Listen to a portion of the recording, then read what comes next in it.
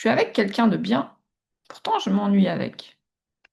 Peut-être une question que vous vous êtes déjà posée, quand vous avez l'impression que tout va bien dans le couple, dans la relation, mais que c'est devenu ennuyeux. On a un standing de vie solide, une liberté, des villes traversées, des projets accomplis. À l'extérieur, tout fonctionne. Mais à l'intérieur, il y a une autre vérité. La vie fonctionne, mais les émotions, elles restent tempérées. Je suis Cindy, experte en stratégie relationnelle. Vous me retrouvez sur le site internet evol-love.com et sur la chaîne YouTube associée. Je reçois des hommes et des femmes, des entrepreneurs, des dirigeants qui ont passé 40 ans et qui souhaitent mettre en premier plan, en priorité, leur vie sentimentale en trouvant le ou la bonne partenaire. Quand on a une relation correcte et fluide, on sent que tout va bien. C'est stable, c'est pérenne, tout le monde nous envie.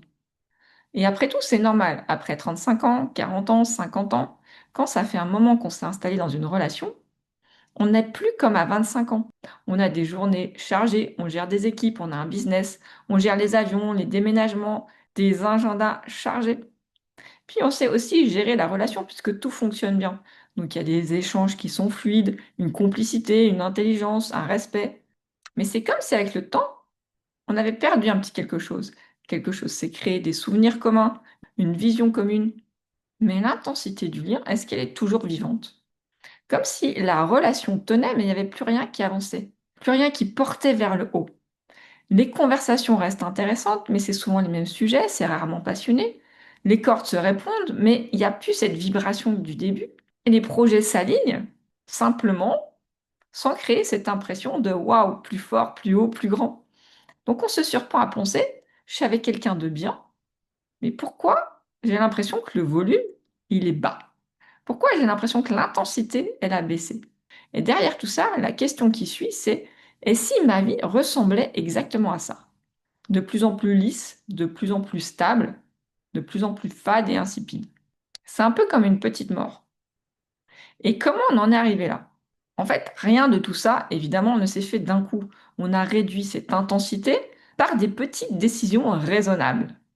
On choisit des profils sûrs dans les rencontres pour éviter les relations un peu trop chaotiques où on a déjà été blessé. On évite aussi les conflits un peu lourds, les choses qui sont trop décalées. Bref, on cale ces relations dans les interstices, du raisonnable, des week-ends disponibles. Donc, on a recherché finalement un côté très pratique de la relation. Et petit à petit, le lien, il a perdu son tranchant, il a perdu son mordant, il a perdu son intensité. C'est devenu un confort rassurant après des fois des semaines qui sont déjà très chargées et bien remplies.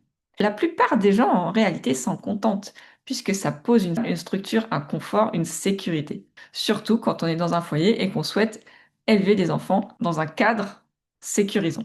Et là encore, si vous regardez votre vie professionnelle, potentiellement, elle vous challenge en permanence.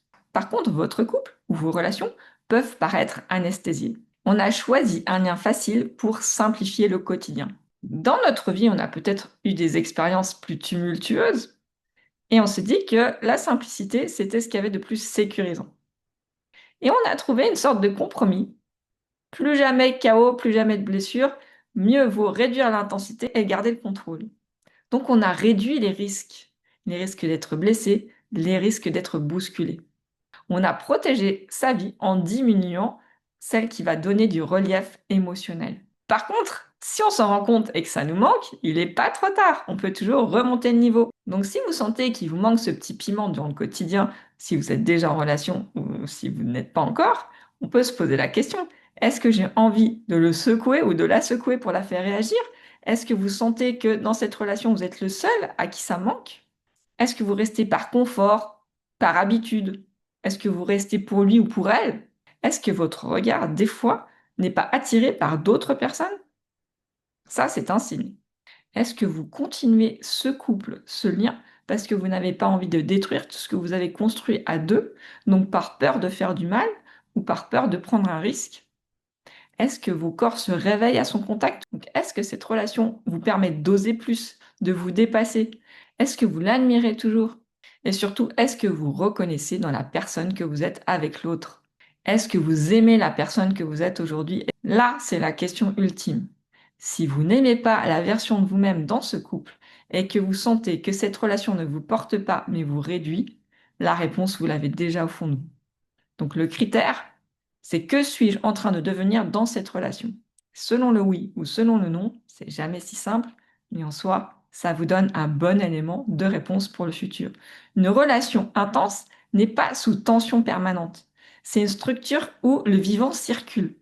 Vous pouvez recréer une étincelle de désir avec des projections, des envies qui vont vous challenger plus à deux. Et vous pouvez aussi choisir de le vivre avec quelqu'un d'autre. Le danger, c'est pas tellement la solitude. Le danger, c'est de vivre avec quelqu'un où on meurt doucement de l'intérieur, en continuant comme si c'était la seule option possible. Je suis Cindy et si vous aimez l'intensité, vous pouvez me retrouver en rendez-vous. Ça s'appelle le déclic. Vous avez les infos en barre de description. Et si vous voulez devenir irrésistible, vous êtes une femme, je crée un sommet en 2026. Ça s'appelle Irrésistible, incarner la femme que l'on n'oublie pas. Vous avez encore les infos en barre de description. À bientôt. Ciao.